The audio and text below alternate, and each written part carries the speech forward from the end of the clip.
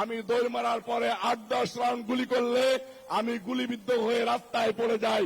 নবীন তালুকদারের মাথায় গুলি লাগলো, ঘিলু এসে আমাদের শরীরে লাগলো। গ্রেপ্তার করে আমাদের নেতাকর্মীদেরকে অবিচারে গুলি করা শুরু হলো। যেখানে পাচ্ছে সেখানেই গুলি করতেছে। আমরা পুলিশের পাহারায় যে রাস্তাগুলা ছিল এই রাস্তাকে প্রতিরোধ করে তুললাম।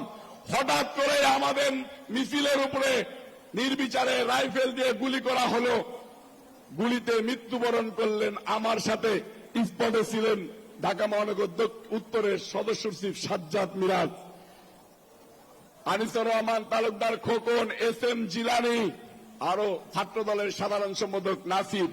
আমি আর নাসির যখন ব্যারিকেড বেঁধে দিয়েছি, পুলিশ হাত উঁচু করে পিছন ধরতেছে, ঠিক একই মুহূর্তে উপর থেকে আমাদের উপরে রাইফেল দিয়ে গুলি করা হলো।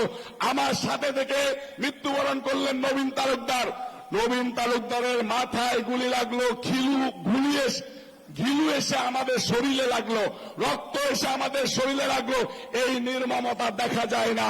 আমাদের সাথেই আরেকজন ছাত্রনেতা গুলিবিদ্ধ হলেন, ঢাকা কলেজ ছাত্র দলের সাধারণ সম্পাদক মিল্লাত। আমাদের ঢাকা কলেজের সহযোদ্ধা ইমরান একই জায়গায় আমাদেরকে টার্গেট করে গুলি করলে 5-7 জন লোক গুলিবিদ্ধ হয়ে ওইখানে লুটে পড়ে যায়। আমরা সেই নির্মমতা দেখে মনে করলাম যে এই লাশ নিয়ে কাঁদতে কাঁদতে পার্টি অফিসে যাওয়ার থেকে এই লাশকে পার্টি অফিসে পাঠিয়ে দিয়ে আমরা আবার যুদ্ধের ময়দানে লড়ব। আমাদেরকে লড়তে শিখিয়েছেন বিএনপির ভারপ্রাপ্ত চেয়ারম্যান জনাব তারেক রহমান। আমার সাথে গুলিবিদ্ধ হয়েছিলেন ইমন। রাত 9টা পর্যন্ত আমরা আন্দোলন চালিয়ে গিয়েছি।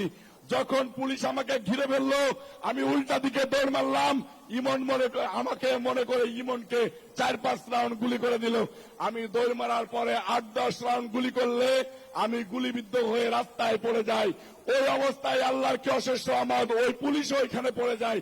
আমাকে আমার 2 জন সহযোদ্ধা রাস্তায় দেখে কোন রকম ভ্যানে করে নিয়ে তাদের বাড়িতে রাখে।